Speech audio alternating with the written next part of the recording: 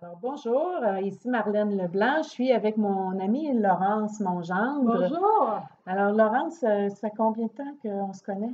2007 Ouais. déjà. Peux-tu nous raconter un petit peu c'était quoi ta vie chrétienne? Il y a eu une transformation qui s'est produite. Peux-tu nous conter ça? Oui, bonjour, je m'appelle Laurence. J'ai donné ma vie à Christ en 2007. Je suis vraiment née de nouveau en 2007. Avant, je vivais sauver un jour, sauver toujours. C'est que je me permettais vraiment de faire ce que je voulais de ma vie. Moi, je pensais qu'en disant Jésus est mon Seigneur et mon Sauveur, comme il s'est écrit, que je pouvais faire ce que je voulais parce que j'avais confessé que Jésus est mon Seigneur et mon Sauveur. Alors, je me permettais de faire ce que je voulais. Je continue à aller dans les bars, je continue à aller danser, je continue à me saouler, je continue à faire le party, à faire toutes les choses comme les gens du monde. Mais un jour, j'ai eu une révélation puissante du Seigneur. Et puis, c'est venu vraiment m'affecter parce que je m'apercevais que j'étais vraiment dans mes pensées. C'est venu me bouleverser, je dirais même, parce que je pensais que j'étais correcte dans ma façon de vivre pour le Seigneur et je ne l'étais pas du tout, du tout, du tout. Donc ta vie, elle a changé à ce moment-là? Ah oui, drastiquement, puis je dirais même que je n'étais même pas née de nouveau, parce que j'avais juste confessé de ma bouche que Jésus était mon Seigneur et mon Sauveur, mais j'avais pas eu la révélation, j'avais aucune relation personnelle avec Jésus, je lisais même pas ma Bible. Qu'est-ce Ah. que qu'est-ce qui s'est passé à ce moment-là comme changement après? Ah là, vraiment, là, le Seigneur est venu impacter mon cœur. Les yeux, c'est comme si vraiment, comme ils disent, le voile s'est ouvert devant mes yeux. Et là, je me suis mis à avoir soif de la parole. Je me suis mis vraiment à évangéliser puissamment dans mon lieu de travail parce que je travaille dans le domaine hospitalier. Puis je me suis mis vraiment à évangéliser dans les lieux hospitaliers. Je parlais de Jésus, j'étais en feu pour le Seigneur, j'entendais le Saint-Esprit me parler. J'avais le goût de développer vraiment là, une relation personnelle avec le Christ. Je vais vous raconter une petite anecdote. D'ailleurs, quelle anecdote que je pourrais raconter? On en a eu Ça, tellement. celui où ce que le monsieur, il voulait avoir il t'a prié pour la guérison dans son Oui, corps, puis d'accord. c'est Oui, lui. oui. Il y a un monsieur, je parlais beaucoup, comme je vous disais, je travaille dans le domaine hospitalier, puis un jour, un monsieur, je rentre dans sa chambre, puis je lui demande, est-ce que vous voulez que je prie pour vous? Ça faisait deux, trois fois que je lui parlais de Jésus. Puis là, il dit, ouais, il dit, prie donc pour moi. Il dit, j'ai tellement mal dans mes jambes. Cet homme-là, il souffrait, ça faisait 10 ans de ses jambes, puis il n'y avait aucune guérison pour ce qu'il avait. Et puis, j'ai prié pour lui simplement. J'ai commandé à la douleur de quitter tout ça. Mais il n'y a eu rien qui s'est passé à ce moment-là. Alors, je suis retournée chez moi. Quand je suis revenue travailler le lendemain, il m'a dit, Laurence, Laurence, viens me voir. J'ai dit, quoi? Qu'est-ce qu'il y a? Il dit, euh, il dit, le Seigneur, il est venu. Je l'ai senti puissamment dans la nuit. J'ai dit, ah ouais? Il dit, j'ai senti une chaleur descendre jusque dans mes jambes. Puis il dit, Seigneur, es-tu vraiment là? Fait que là, il dit, oui, il dit, qu'est-ce que tu veux que je fasse pour toi? Ben, il dit, je veux que tu me guérisses. Fait que là, il a senti vraiment une chaleur descendre jusque dans les jambes, puis il n'a plus jamais eu mal dans ses jambes. Puis même le Seigneur lui a dit, est-ce que tu veux? Tu me demandes juste ça? Parce que c'est ça, il Ouais. m'avait dit ça, est-ce que tu me demandes juste ça? Moi, c'est ça qui m'a vraiment épatée parce que monsieur, si je me souviens bien, tu disais qu'il y avait vraiment plusieurs douleurs dans Oui, son corps. oui. Il était vraiment magané, là.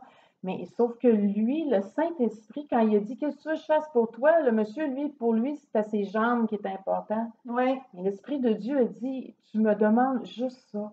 Moi, ça m'a tellement impacté dans le oui, sens que Dieu, oui. il veut qu'on lui demande tout. Tout à Et fait, c'est tout vraiment à fait. impressionnant, Ouais, hein. c'est impressionnant. Puis je pense que aussi, tu as connu la puissance de Dieu à travers même ton travail. Il y a des choses qui t'ont surpris. Tu me contais qu'une personne, à un moment donné, a voulu t'agresser. C'est quoi Ah donc? oui, oui, oui, oui. Ça, c'est une anecdote aussi qui était. Je la ris maintenant aujourd'hui, mais sur le moment, je la riais pas. C'est que je travaillais dans le milieu en psychiatrie. Puis là, il y a une madame, j'ai parlé de Jésus, tout ça, puis elle a vraiment voulu m'attaquer. Elle a voulu me sauter dessus. J'ai dit, dans le nom de Jésus, tu recules. Hey, je vous mens pas, là. Elle a carrément, elle a soulevé dans les airs et est allée se coucher sur le lit. Wow. Elle est allée se coucher sur le lit. C'est Wow. la première fois et la dernière fois depuis mon début de vie chrétienne que j'ai vu ça, mais le Seigneur a vraiment mis ses anges Mm. cette journée-là. On voit vraiment la protection de Dieu même sur nous, hein, Oui, sa vraiment, puissance. vraiment, vraiment.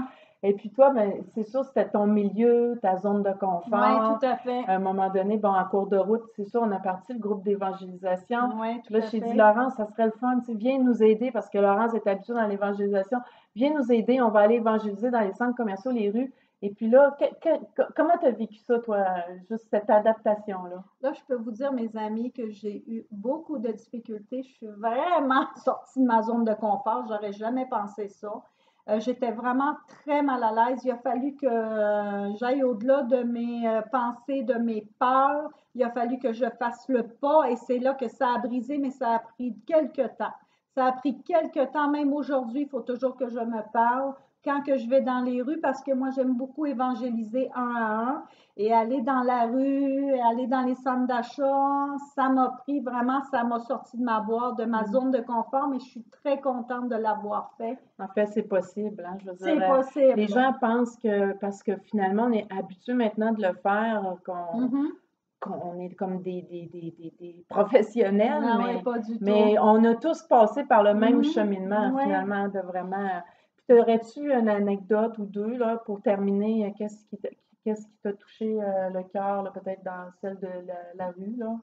Oui, dans la rue, comme je vous disais, je sors beaucoup de ma zone de confort. Je vous encourage vraiment à y aller parce que moi, depuis que je fais ça, là, je vois vraiment la gloire de Dieu dans ma vie, dans la vie de tout le monde à qui que je peux toucher à l'extérieur. On est tous appelés à faire ça. C'est vraiment extraordinaire.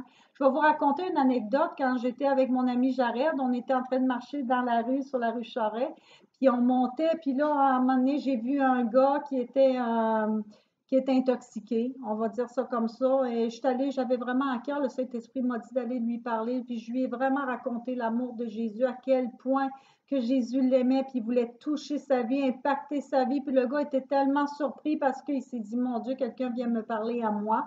C'est tellement ce qui était intoxiqué, puis je l'ai même pris dans mes bras. Puis il pleurait tellement, ce jeune homme-là, parce qu'il disait qu'il connaissait déjà le Seigneur. Il m'en avait parlé de ça, c'est vrai, je m'en souviens. Il m'avait dit ça, qu'il connaissait le Seigneur. Mais j'ai dit, le Seigneur te rappelle à revenir dans ses voies. Puis vraiment, il a été touché puissamment.